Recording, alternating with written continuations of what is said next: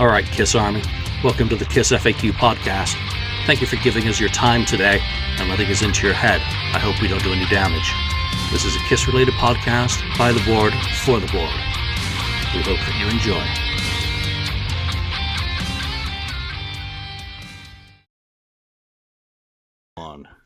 Welcome to episode 203 of the KissFAQ Podcast. We are rolling these episodes out fast as lightning at the moment with all the stuff that's happening in Kissland. This episode has been actually in the planning stages for a little bit, and it was Daniel's idea to ask our listeners and watchers about things that they would like us to talk about or questions that they have for us. So we've picked a few to get started on today. Anyone who we don't get to your question or your topic, we will in the future. So we thank everyone who took the time to, get in touch with any of us and say, hey, you've never talked about this, you've never done this, or Julian, I have a question for you specifically. So we will get into that. So today the panel is, of course, Marcus Almighty. Mark. Greetings, sir. Daniel Weeze. And the voice of reason, 69th Blizzard. Hello. So thank you for joining me today for these. And I think the first questions that I'm going to handle are kind of the ones that are specifically directed at me. So it gives me the opportunity to monologue for a little bit longer, and you guys can all roll your eyes as I go through these. So I'm just going to jump straight in. Question number one. I didn't keep track of people's names, so I don't know if we'll out people who asked the questions, but you'll know if it was you. Okay, first one is there any chance you're going to be selling physical copies of your Danger Zone book? Well, yes, actually. I'm going to be launching the hardcover at the Gathering event in Miami on, October 30th, which is, of course, Andy and Joe's pre-Kiss Cruise party that's got just about everyone ever related to Kiss showing up in it. Check out their website at the kisscruisepreparty.com for more information on that. The hardcover is only going to be available to people who are attending the Gathering for now. It'll get a general launch in November, but for anyone purchasing the copy for the Gathering, it's going to have a couple of inserts, just to make it a little bit more worthwhile. And I will, as Andy would say, you're going to sign that? Yes, I will sign it for you in person if you so desire. And if you don't want me to sign it, I will smile graciously and say, thank you very much for not making me sign it. I hate doing autographs. It's the most embarrassing thing ever. All right, so next part of that question was, what and when is your next book? Well, I guess that technically is what and when is my next book. And I don't have anything in the works after that. I think probably a good long break. What about a book on revenge? No, because that would require Bob Ezrin, and that's just never, ever going to happen for me. So, if someone else was going to do one on revenge or Creatures or Lick It Up, I would happily Lick It Up. Be a co-author on that if they took the lead. But my time's kind of done. I've covered the ones with Tim are just, we can never go better than. It's you just can't top those for me personally, and what he brought into the equation. The Crazy Nights one is a best effort. I've spent another year trying to get more interviews, and it's just been banging my head against the wall. So I have to walk away from it because it's gone from a fun and exciting and interesting project into one that's kind of gone into negative zone with all the frustration. So I'm sure people are going to enjoy it. The interviews are good. They are all online, so if you don't want to buy a book, you don't have to. You can go. It's an awesome book. You can go read them for free. Well, thanks, Mark. Next question. I need one. Yeah, you'll get one. Don't worry. Everyone's taken care of. All right. Have you ever done any official work for Kiss? No. Capital letters, in bold. Everything I do is unofficial and unsanctioned. I would like to think that they don't mind, but we'll leave that one there. Final one for me specifically is, will you have an updated Vault book including the final experiences this November? Yeah. Duh. It's getting thicker. It is. It's now what it is. It's up. Mine's about half that size. Yeah, this one's a proof copy for the one that will come out actually in December after Gene does the final events in Los Angeles and Las Vegas, one of which I hope to go to. But it is nearly final. He's not a lot's going to happen at those events. So afterwards, a hardcover will come out. I'll probably do this paperback as well, just the price difference isn't that great. But, that'll be it. If he does any one-off vault things next year, don't care. This is all about just the vault year and something else special that's in there outside of the vault. So you have to wait and see when it comes out. I think only one person has the actual proof copy of the hardcover right now that has that stuff in it, and it's not me. All right. I have one more topic that I want to start off on, and then we're going to get everyone involved, so I apologize for now having been going 5 minutes on my own. The first question from the audience, really for the podcast, is what are your thoughts on three sides of the coins? None of this would have happened if you have a contract episode. And let me just preface my response to this by saying that I'm not interested in getting into podcast wars. I do have information available to me that three sides did not have available to them when they did their episodes. And I also want to remind everyone that there was no love lost between the Decibel Geek guys and three sides in January in Atlanta. If you recall the kind of grief that erupted out of some comments that were made, rightly or wrongly. Again, I've never been happier to be on the other side of a room than at that at that Atlanta Expo, because I have no idea what happened. I have no opinion on any of that drama. Their episode, to me, knowing everything that I know, is, again, opinion. And the strength of your opinion is, represented by the facts that you have with which to base your opinion on. So, knowing what I know, their opinion is absolutely rubbish, that it wouldn't have happened if you have a contract. Number one, anyone knows who works anywhere near the business is that a contract is only as good as its enforceability. You can have a signed piece of paper and have that contract broken, and then you have to decide whether you cut your losses or whether you go to court to enforce that. Anyone who knows anything is also that you don't need to have a written contract in which to have a contract. An email in law, and you can go Google all this shit for yourself, can be construed in a court of law as a binding contract. It's, again, whether you are going to enforce that or, waste the money on legal fees with which to, keep someone to their word. So without going into a whole lot of details about this, because it just needs to go. Everyone who went to the Nashville Rockin' Pod had a great time without that guest. He was not missed. Would it have happened with a contract? You don't know. Because someone can say, I want to renegotiate this or I'm not going to show up. So having a contract itself is not a golden ticket to a smooth sailing. So I think what it comes down to more is that the three sides guys saw an opportunity to go with their agenda.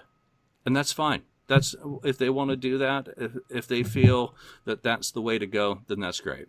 If they also feel from their experiences in the industry, Mike knows what he's talking about. I mean, go listen to his business podcast. If you haven't, go check it out. It is very much worthwhile watching and listening to a lot of the other stuff that he talks about on a professional basis. But I really think an agenda got in the way of making sense with that episode.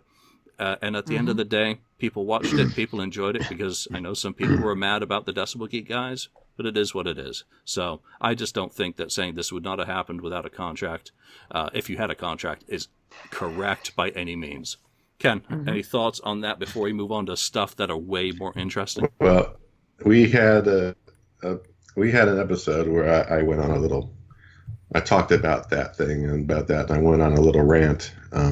And just to keep it short, I just said you didn't need an hour or however long that podcast was, almost, I don't know how long it was, but to explain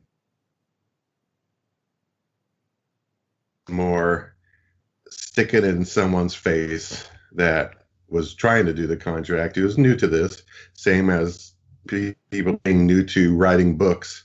They like to show their opinion and say, well, sorry, you should have did it this way. Well, it's a learning experience for those people. They're new at this. They're new at setting up this conference. They're new at getting a contract. New at getting putting a book together. It's learning. But I just didn't like the dragging it on and then kicking these people when they're down. Just putting it in their face. That is not acceptable in my book. That's it. Yeah. Exactly. That's what I was just going to say too. I mean, just to also put in, I am a loyal watcher of Michael Brandville's business podcast. I listen to it every week, and I find that there's a lot of information that's very handy for me, even as an independent musician there, that I've found on there. So he definitely knows what he's talking about. That's never been a question, I think. I think the question is, why, just like Ken said, would you need 45 minutes to an hour to discuss something that could take 10 minutes? That's the main thing about it, is that it just got to the point watching that podcast where I was like, okay, is there going to be anything else talked about during this or what? Whatever. Like Julian said, I think Julian said it best. There's many reasons why people do things. There's agendas and there's, maybe formats that they like to follow. And that's all fine and good. Maybe that's how they run their show, and that's great. But I just don't think that they deserve to have been dragged over the coals like that for that long. So that's all I had to say. All right, Daniel, any comments, or can we move on to something more interesting? And again, this is nothing against our sides. This is just opinion. Well, I guess Three Sides, they have a lot of good episodes. This wasn't one of them, I can say. Way too long. You should have, put across their opinion in 5 minutes and then move on. So it was just too long, a boring episode. I didn't make it through it. So hopefully they put out some better episodes in the future. But I don't really care about podcasters. I care about Kiss. So let's talk a little Kiss instead. There you go. Exactly. Bitching about podcasters between podcasters is just lame. All right, let's go to a question. And Johnny, do you have the list with you? I mean, do you want to pick one of the questions from one of our Swedish friends that we can do? I don't have it, but I can just go to the KissFAQ. Let's see. Yes, go to KissFAQ.com. Yeah. Good Gene Simmons impression. Let's see now. Well, I got a few from some friends here in Sweden, and all right, start us off with one of them, and let's start with Sweden. So this one, what do you say about this one? Who writes the better tunes, Paul or Gene? This guy, Matt Jimwall from Kirjasolandet, Sweden. He personally prefers Gene's stuff. What do you say about that? All right, Ken, let's start with you on that. Well, again, that's subjective, and then everyone has their tastes and preferences. They both write great, in my opinion. But having said that, I do prefer the Gene songs. I've always preferred his style of writing. The way he goes for these, cool riffs and tries to, in a lot of his songs does, goes for a medley, and whether it's a Beatles type medley or some other kind of medley, they're usually pretty good. I mean, of course, I'm not talking lyrics here. His lyrics, of course, are pretty, dumbed down for the most part. But it's more about the tune and the attitude, I guess, in the song. Now, on Paul's side, I do he has a set style pretty much. He doesn't stray too much from his style of writing, I don't think. Sometimes he does, but he's pretty, what you're going to get pretty much with Paul.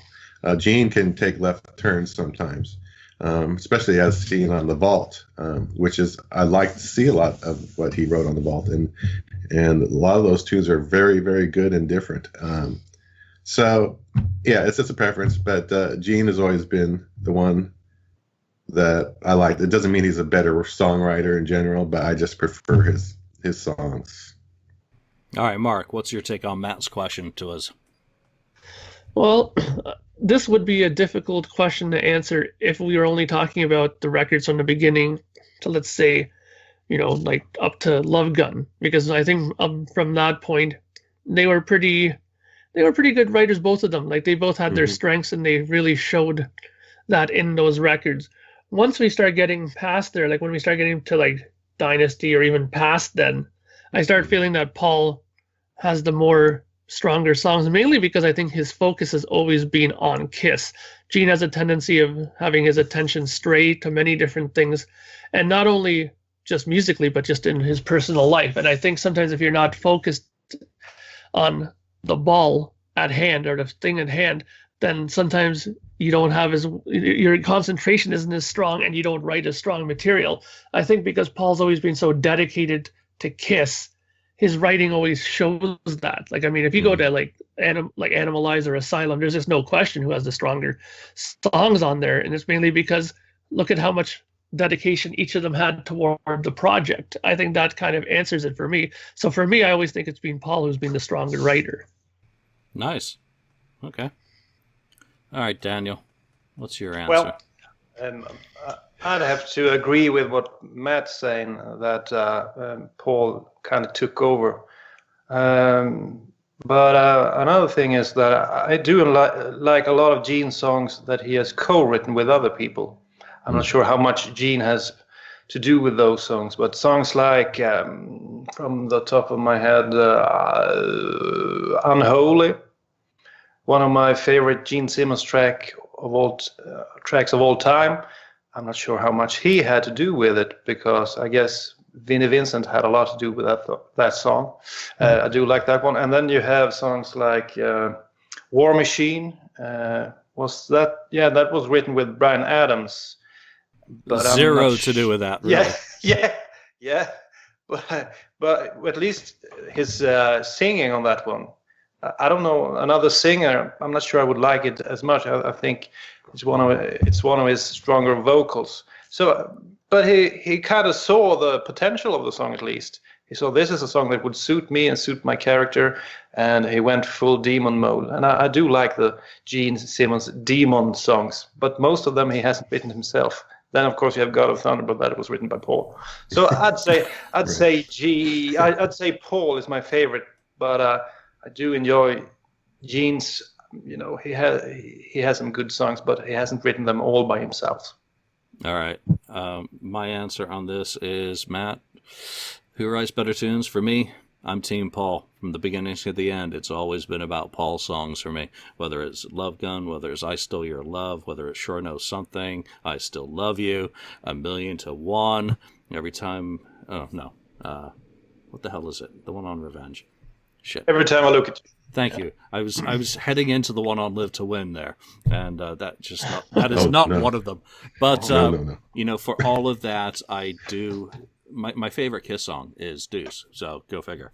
I prefer I prefer Paul songs, but my favorite song is a Gene song that Paul Stanley did not write. So so I'm sure with Deuce that the whole band had quite a bit to do with that. Particularly Paul. But there we go. All right, let's move on to another one of these questions, and I'm going to grab one out of the ones that were sent to me. All right, here we go.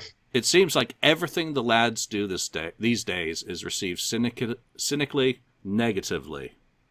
So we're a bunch of miserable bastards who don't appreciate anything.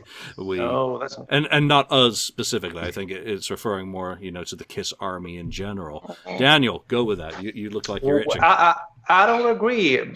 I do think Kiss fans speak their mind. However, we've had to put up with a lot of, subpar releases. And then I think some criticism is, they need to hear it. On the other hand, you have those times when Kiss have actually done something well. They get a good response from the fans. Like, the Gene Simmons Vault, I'd say, has been appreciated all across the board. and stuff like and hated by many as well. Yeah, but I think the main thing is it's expensive, but it's for the diehards. I think it was a good thing he did there. It worked out well. And there was another thing I thought of that was kind of good, but I can't remember it now. I had two things, but I just remember one. But when they do something really good, I think they get the response they deserve. But we see the potential, we see everything they could release. That a lot of fans have great ideas, but nothing ever happens, and that's like the main thing. I think Kiss fans are disappointed. They see the opportunities, but somehow Kiss don't. So I think that's like the core of the disappointment among the fans. Mm-hmm. Yeah, I think you're on the right track with that. I mean, I don't think that we're all negative about it. I think the problem is that Kiss fans are expecting certain things and they're not getting it. When the Kiss fans are expecting like an announcement about something like, let's say, a new record, instead we get something about Paul Stanley releasing a new sneaker, and that's when you start getting people going, oh man, come on, what? I was expecting this, but instead I get or a new coffee shop is opening, or this is happening, or I just think that the reason why people are being cynical is because what they're anticipating they're not getting, and what they are receiving is something that they're maybe not interested in. Like those shoes, for example. When I saw it, I thought, okay, they're cool, but I'm not going to go buy them. I don't care for sneakers or stuff like that, right? I like more music or video releases or stuff like that. Or I'm even more interested in if they release like another, kind of signature guitar or something. That would be more interesting to me than those things. Interesting, good points. Ken, what's the voice of reason say on that? I don't know. I don't know. I mean, people like to be picky and pick at little things in Kiss. I mean, we're guilty of it too every now and then. Like we had been picking on the solo album thing for a long time, and gee, maybe they broke down and did it after so many people talking about it for so long. I don't know, or it's a coincidence. But we had asked for that, and it finally came out. Maybe not the way we were hoping it would come out, with like bonus material and other stuff. But at least they attempted it, and I'm happy for that. Otherwise, it is what it is. Everyone has their other only things that they expect. For me, I would rather have brand new music from them. Somehow, I mean, that's what I've always wanted is new music, not rehashes or compilations of greatest hits. Volume 20. I don't need another greatest hits. I have all those songs already. I bought them multiple times. I'd rather have some new music. That's the thing that I picky about, and wish they would have put one more album out at least. Have you given up on that? Have you given up on new album? I'm not giving up on some kind of new material. I'm hoping even an EP or something, or a single starting out the tour. Something. Just give something a little extra. Just re-record one of those classic '78 songs from that cover band. Maybe write a song "End of the Road," but not the end of the road that's already been done. Yeah, that's a totally different song. But something to coincide with this massive tour. Yeah, think back to 96, 97. You Wanted the Best came out. I mean, now they can do You Wanted the End. You wanted the end. You wanted the end. You wanted us to retire. And throw on a bunch of demos and unfinished songs, and maybe go back and do what they did to the recordings on You Wanted the Best, ruin them. But are we cynical? I think we need to differentiate between general fans and diehard lunatics who are online, who gossip, who follow every rumor, who know a lot of stuff that's coming. so that nothing is ever exciting when it actually happens, because you've heard of all these things before it ever occurs. Think of the people who just tuned into America Got Talent the other night and actually saw Kiss on TV, and they're like, holy shit, I love that band. I didn't know they're still around. You know, they love it. You know, they just see what they see. They don't realize that it's lip synced to Kiss Rocks Vegas, you know, with some live vocals added in. They don't notice that Eric is hitting his snare drum when the cymbals are going crashing, you know. I know. They do not care about that sort of detail. So us online, I think we do get, you know, a little bit cynical about it. It's like, and I took a step back the other day when the solo colored vinyl thing came out for pre-order. I was like, yay, finally. Is it done how I would have done it? No. But it's done. Be thankful that it is finally done, that it is something rather than nothing, something that we have been talking about, complaining about, and they announced it on the anniversary of the solo albums. So I just have to step back and separate myself from all that other stuff and just say, they finally did it. Shut up, Julian, and enjoy it.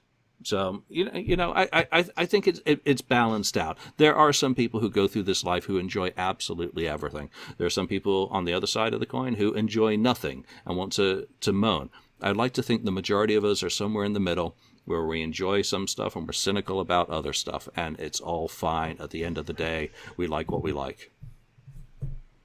Agreed. That was just okay. Cool. All right. Yeah. All right.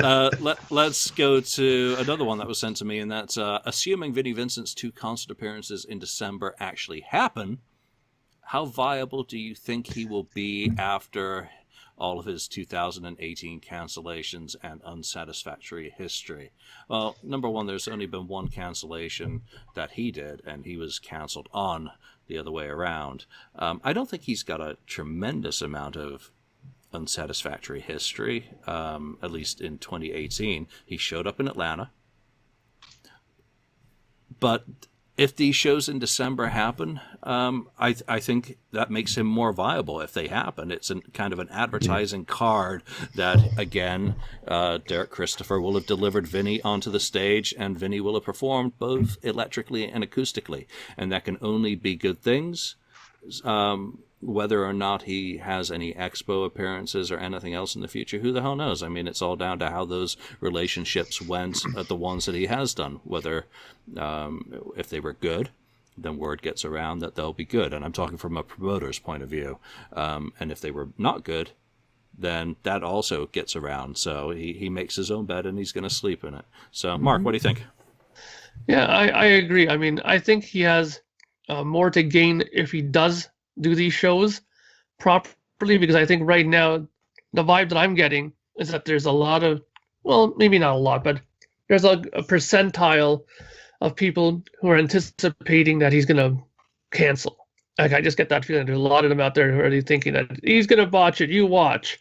But I think that if he goes ahead and delivers, and more importantly, if he delivers a show electrically that people will be somewhat impressed with, I think that'll give him the much needed cachet that he's looking for, I'm sure, and will help him with future endeavors. But I think what Kiss fans need to understand is that those ones who are thinking that if he does a good performance on these upcoming shows, that doesn't mean that he's going to be suddenly welcomed back with open arms with Kiss on this farewell tour. I think that's what everyone's kind of anticipating. They're like, if he does good on this, I guarantee you Paul will get him back on the farewell tour. But I don't think that's going to happen.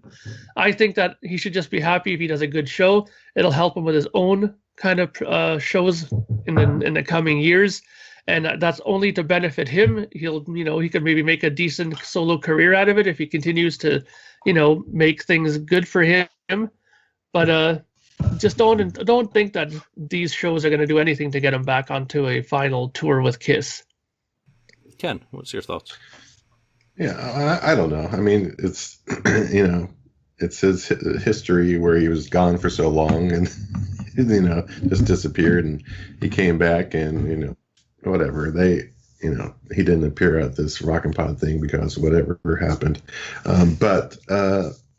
yeah, I mean, I agree with Mark where, if he shows up at this coming up, in December. He does the shredding and all that, or whatever it is.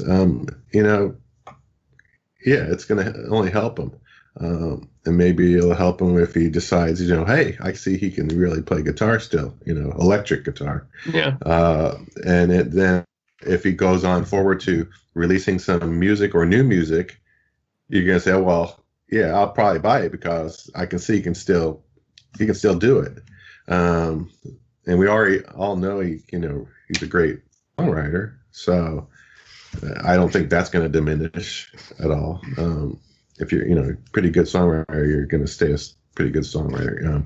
So I don't know. I think it's just we'll have to see what happens, but I think there's nothing to worry about. I think he's going to probably shred and do his thing and put some stuff out and do some maybe more appearances next year.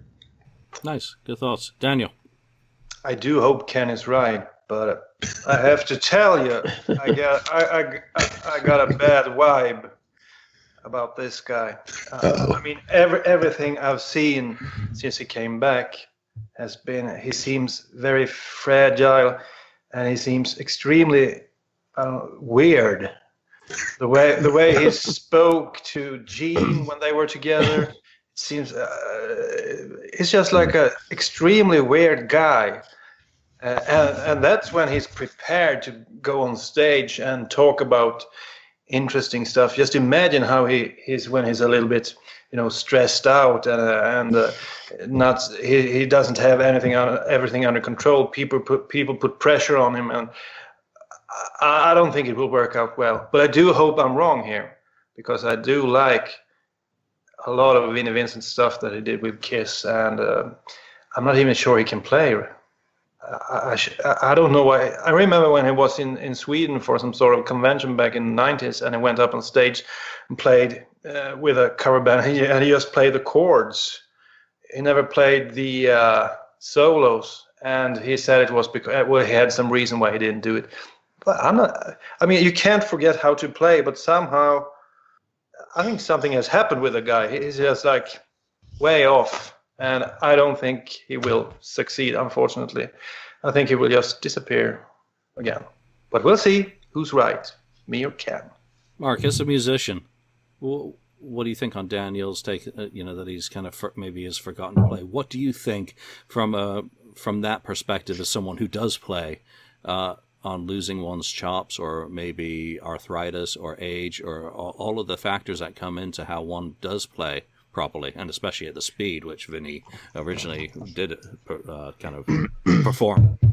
Yeah. Well, okay, let's put it this way. That old adage that you can never unlearn to ride a bike is kind of true when it comes to guitar playing. I mean, once you've played guitar, you will know how to play guitar. But, excuse me, keep in mind that, like anything that requires, skill, you have to kind of also polish that skill too. You have to keep up with your practicing. You have to keep up with your technique and stuff like that. And if you leave it astray, you will get rusty. I mean, there was a period even for me in between records where I hadn't played guitar for a bit.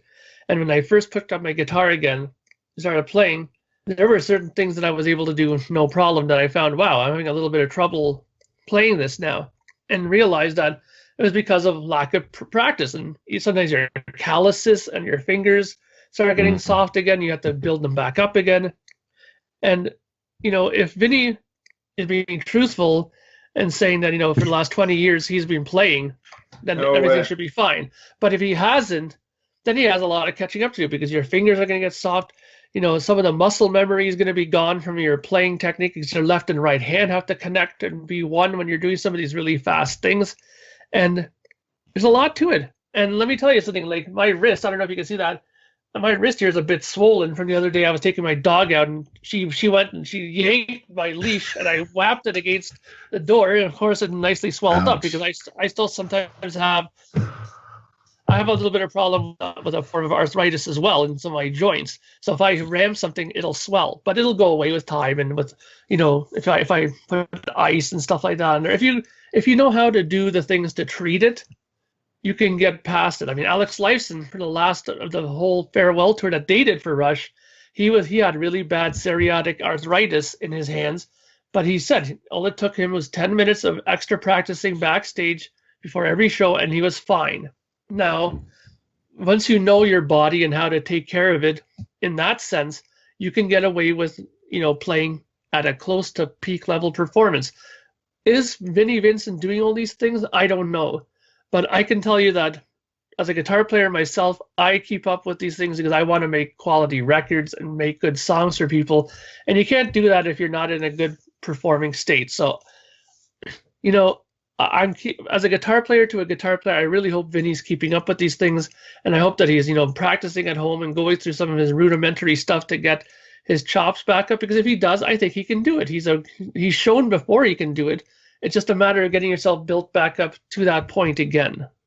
Yeah, start playing the Treasure stuff and work your way back up. I mean, you got to nurture the gift. And I'm not saying the Treasure stuff was easy, but compared to Boys Are Gonna Rock, and maybe who knows? I mean, it's going to be fascinating to see what does actually happen. And I wish him success on that, because I do want to see him on stage. I would be much happier, to be honest, just having an acoustic event with him and Robert, with things maybe tuned down and rearranged to suit Robert's changing voice and to suit maybe Vinny's changing style and playing style and requirements. But I hope it's a success, and I hope it leads to other things. But it is, of course, Vinnie Vincent. So who knows? We will all have to wait and see on that one. Daniel, do you want to pick another one from your Swedish contingent for us to address? Yeah, let's see what we have. Let's pick this one. I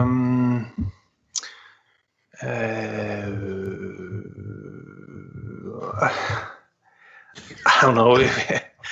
I mean, the people who sent these to me, they aren't like hardcore fans. Mm-hmm. So I think this was just kind of fun. I don't know if we can discuss it, but heard Paul Stanley sing. Is he going to stop now that he can't hit the notes anymore? Mike Ice, Valnes, Sweden. But I would say, will he stop? With this tour, I'm sure he will try. I'm not sure he will use those canned vocals. I don't think he will, because he said too many times they don't use, tapes, and they do everything by themselves.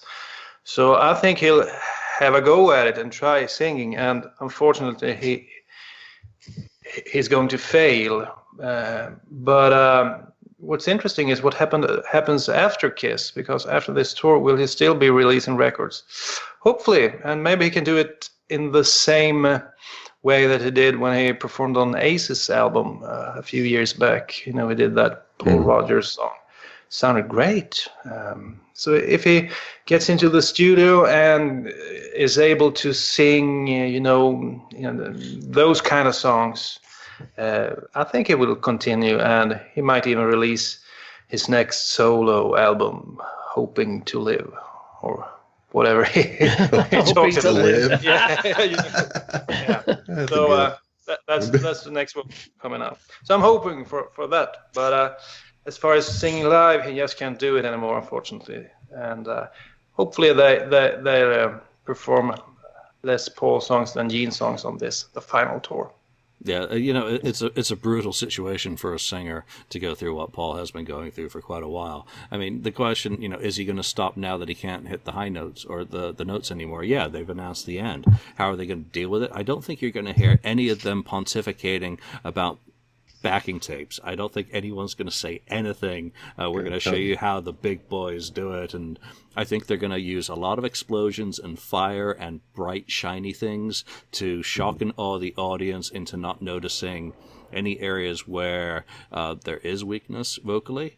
And I think they're going to do everything they can technically and technologically to help support Paul, because I don't think anyone in the KISS organization would want people's final memories of the band to be a mewling lead singer who shouldn't be up there. I think they're going to protect him. I wouldn't be surprised if they use some tape. And again, I know nothing. I haven't heard anything, and I wouldn't say if I had. But I wouldn't have a problem if they did use tape, because I think when I go to shows for the end of the road, I want to be shocked and awed into submission and have a very positive memory of the final time I see the band live. And if that means they have to cheat a little bit, well, so what? I know he's sung for decades, and I'm okay with it. Ken, what's your take on that question? Yeah, I'm a little bit with you there. Yeah, well, they use tapes. I don't know.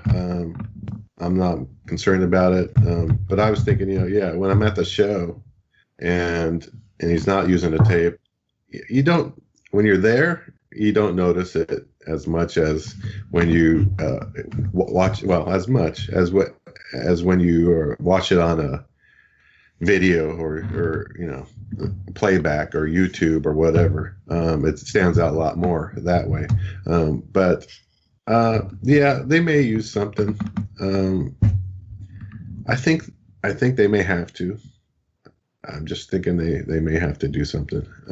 But if they don't, that's fine too.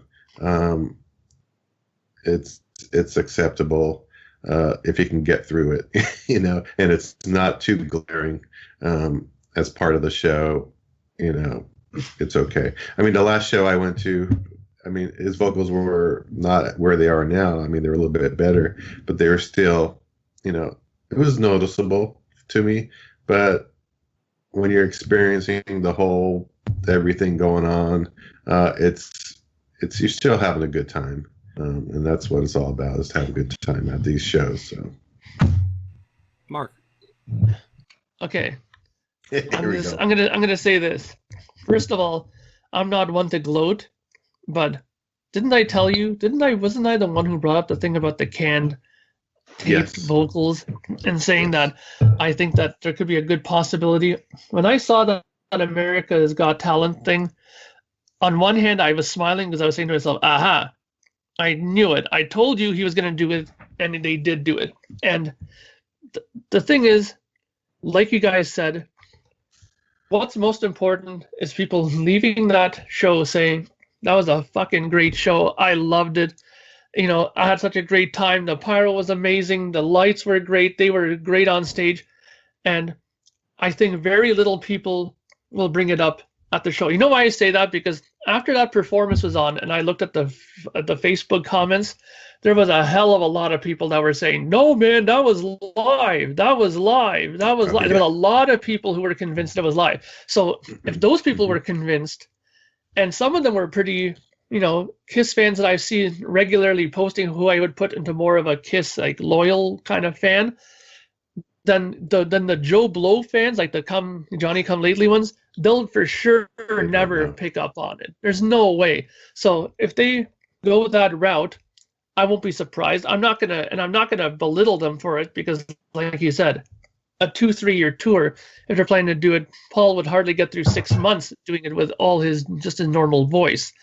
If they're gonna use that to help get through 3 years, as long as people are happy and walk out with a smile on their face, I think that's what they need to consider in the long run with this.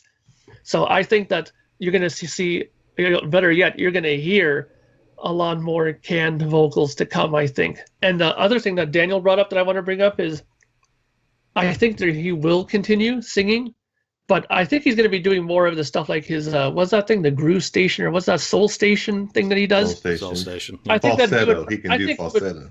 But I think that he could go. I think that he will probably go more that route, where he probably feels more comfortable singing that sort of stuff. He's having trouble singing old Paul Stanley, 20-year-old Paul Stanley, and of course, anybody who reaches that age now that they are would have difficulty singing. He did some amazing vocals at that time, so to sing that stuff would be difficult. Now, I just think that he'll make music that he'll sing in his comfortable range, something that he feels comfortable doing, and it might turn out great, because he'll be doing stuff that's not expected. It'll be something new, something that it'll be new for him, and maybe people will like it, maybe people won't like it. But as far as the Kiss stuff goes, I think there's going to be more canned vocals. I don't have a problem with it, because I think that the overall show is what's the most important thing at this point of their career. Yeah, and who knows, you might end up with a situation where you have Sophie Simmons and two of her friends on stage dressed up as the Kissettes on the Love Gun cover, helping out vocally. Someone had suggested that on a previous episode, using female backing vocalists. Tomorrow and Tonight. Yeah, the cassettes, like, Motley did in the 80s, anything to just help the sound. I mean, who the hell knows? Whatever is the case with Paul, I just hope that they're all on the same page. I hope Gene stops talking about it.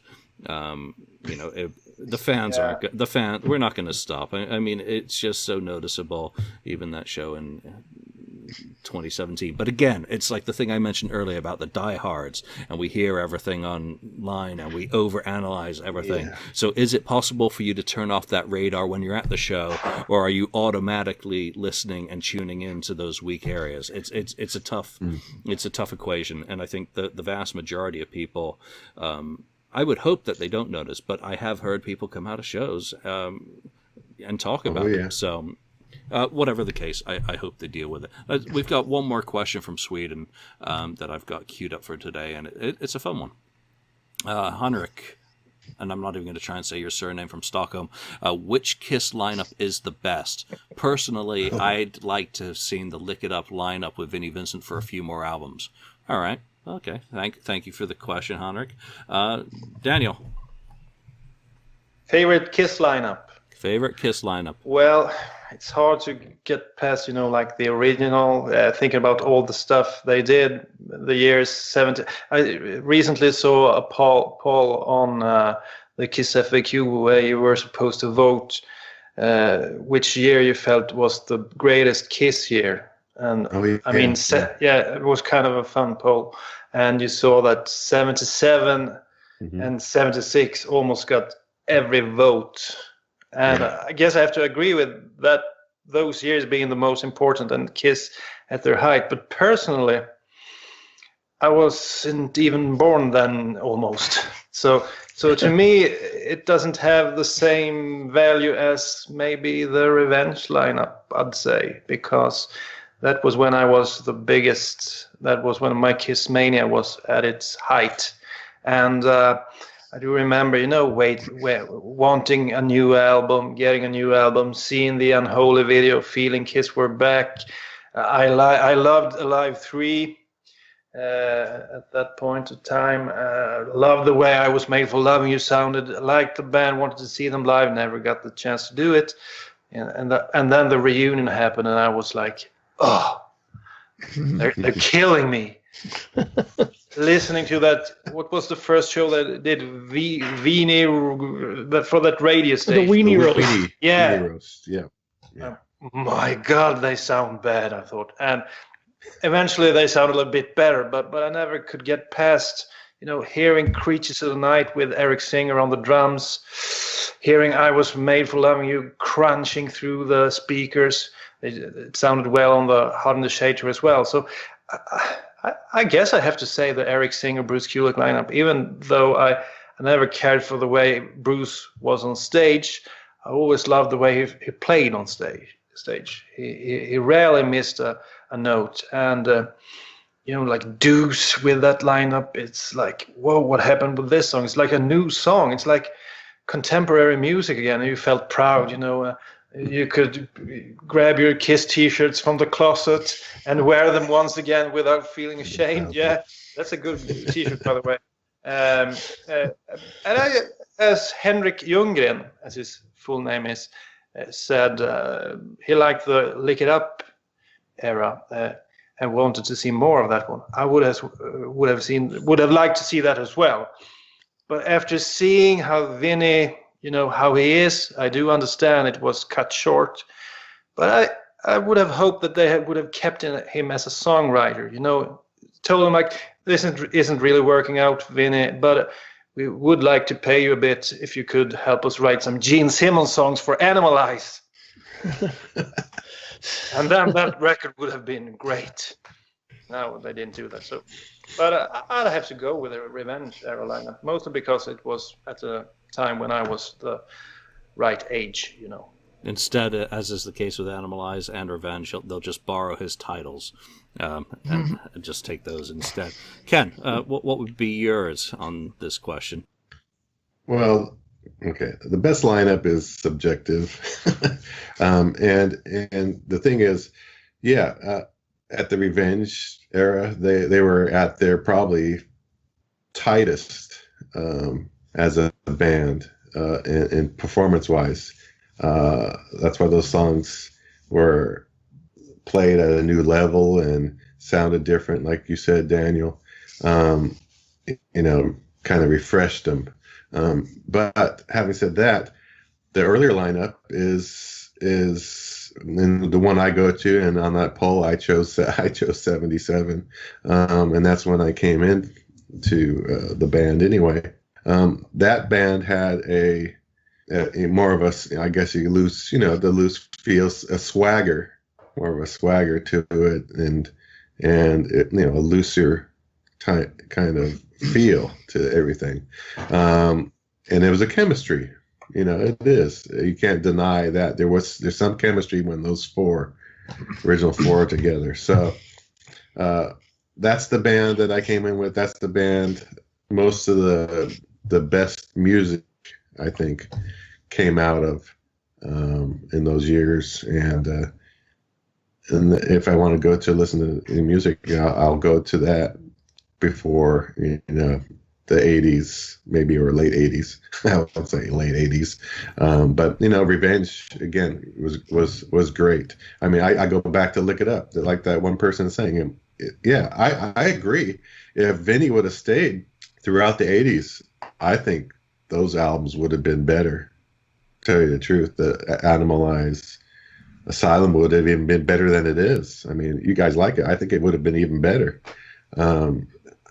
Truly. So, and you see what Vinny did when he helped with a little songwriting on Revenge. So it did make a difference.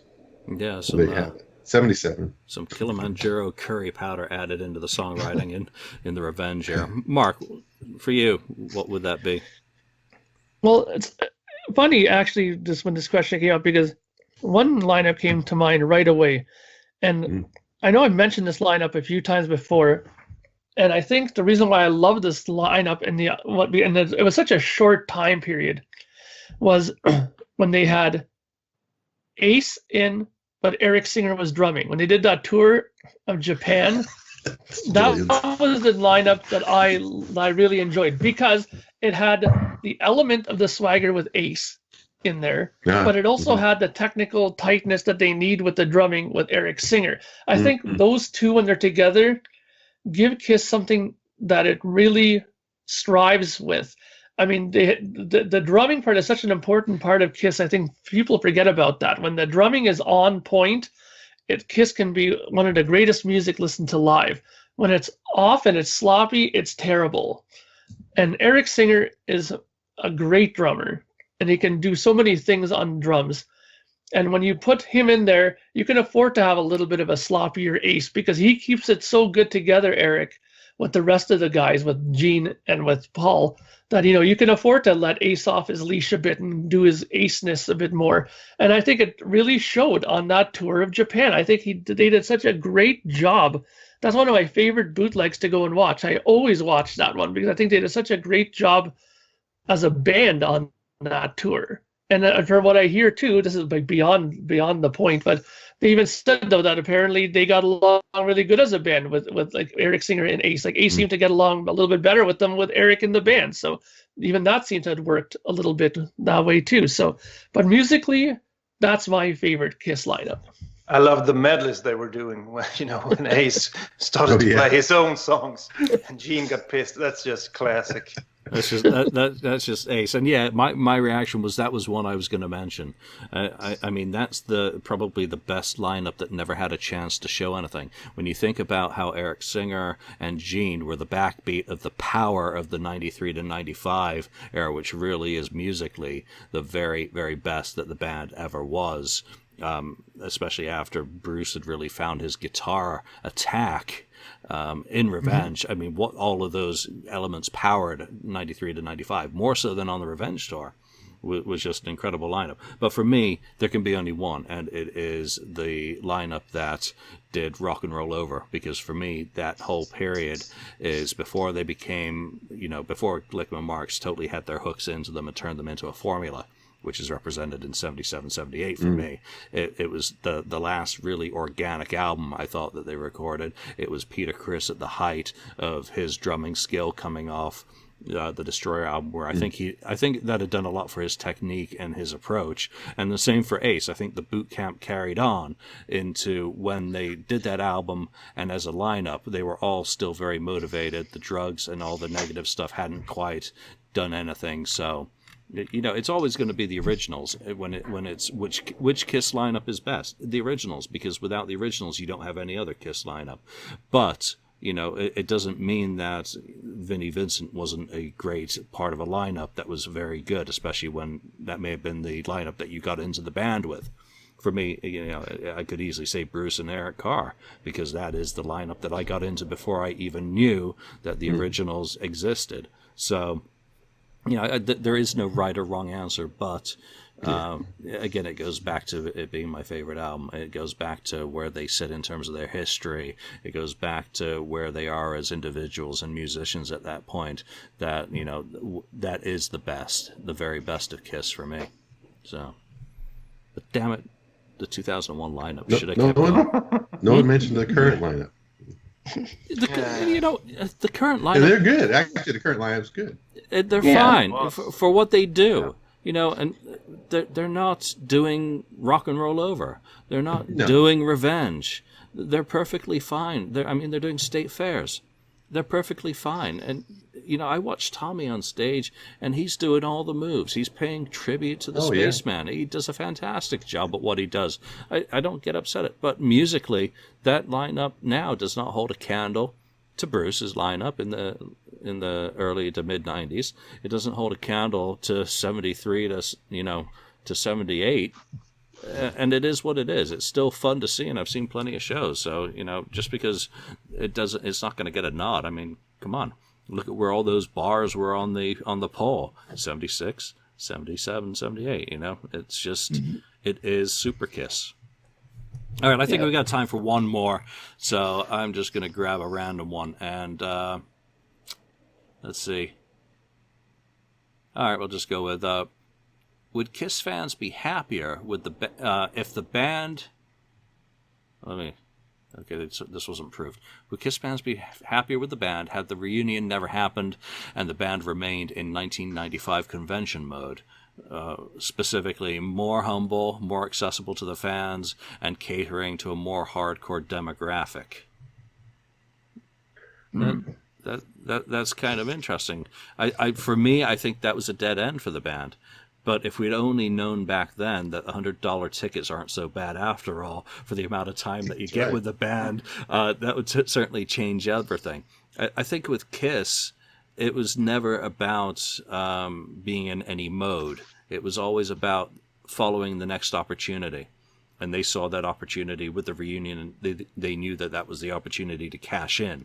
So would I have been happier had the reunion never happened? I always thought it was going to be the death knell for the band creatively, and that we were going to end up with endless rehashes.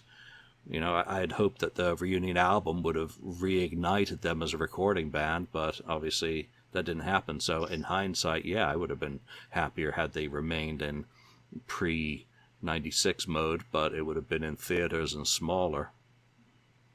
Yeah, well, it's interesting because I know a group of friends and musicians that I know in my circle that actually thought that period of time was some of their favorite. Like when they did the bar tour, a lot of my friends went and saw them in Toronto when they played the Phoenix Theatre, and they said it was incredible. I had the bootleg on VHS tape, and it was a great show, you know.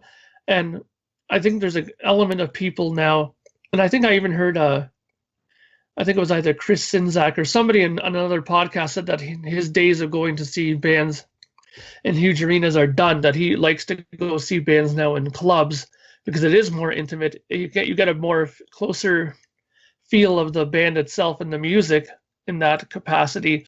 So there is an element of the audience that do like those sorts of performances. But I think the bottom line is that Kiss would never be happy if they did that. In their mind, they always look at themselves as, you know, the band that plays in stadiums and this and that, and that's how they envision themselves. So if they were left to play 1,000-seat theaters and stuff like that, yeah, you might have a consistent group of people that would always go to see them all the time, and that would be over the moon and happy to see them, but they would never be happy. They would be miserable, I think. Yeah, I kind of agree with you, Mark. But the other thing is, for me, if they would have kept with what they were doing and went to, did then Carnival of Souls, which is what they were, which was the next step, and that probably would have flopped, big time for them. I don't know if they would have continued beyond that. They might have tried another one, but I think Kiss would have faded away at that point as a band. I don't know if it would have been here today. I'm pretty sure it wouldn't have been here today. Actually, I could say 99.9% positive they would have stayed on, without the makeup. They wouldn't be together today as a band unless they did a reunion at this point and came back now as a reunion. And then the 96 reunion never happened. That could have happened. But I don't see. I think they would have faded away, unfortunately. So I'm more happy that they did do the reunion and went the way they went, and why they're here today. And we got more out of them. Got some more music out of them, and one more tour. It's not that they didn't try. If you think back, I remember. The 93 was a real bad year. They released Alive 3 like their final chance at getting back. They released Revenge the previous year. It sold gold, I think, in America and didn't do that great anywhere. It started out in high places on the Billboard and on the lists around the world, but it dropped out. Yeah, exactly. Like next week you couldn't see it on the top 20. Yeah, and then they tried Alive 3 that they had been holding on that that ace in the sleeve for a long time, and they played that one. Didn't work. It worked even worse than Revenge, and then they thought, what are we going to do now? Well, let's release a tribute album, and that even flopped worse, and that was a bad one. Tribute to ourselves. That was a terrible album.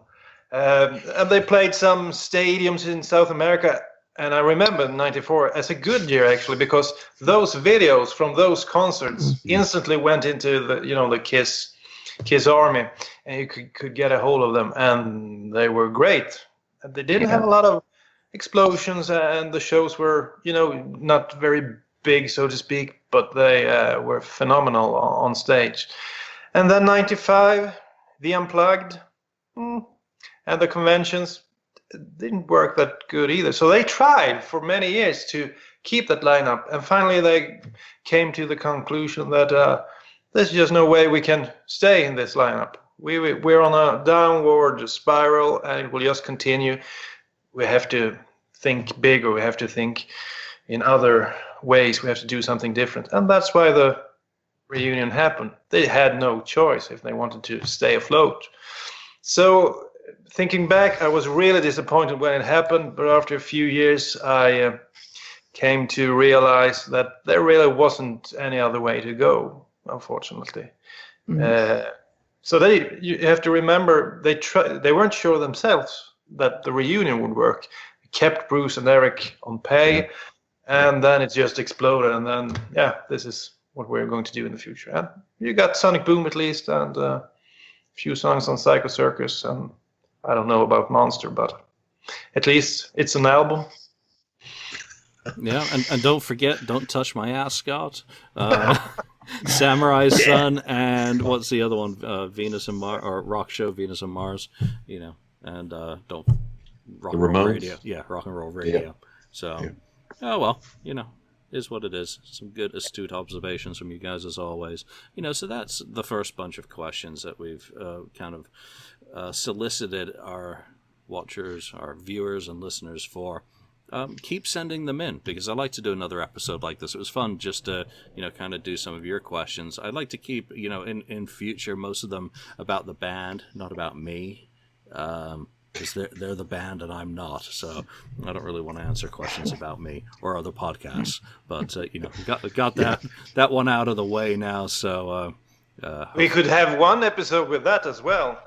Ask the podcasters if someone is interested in that. I don't know why, but I would like to hear a bit about you because I've been talking to you. But I don't know why other people would be interested.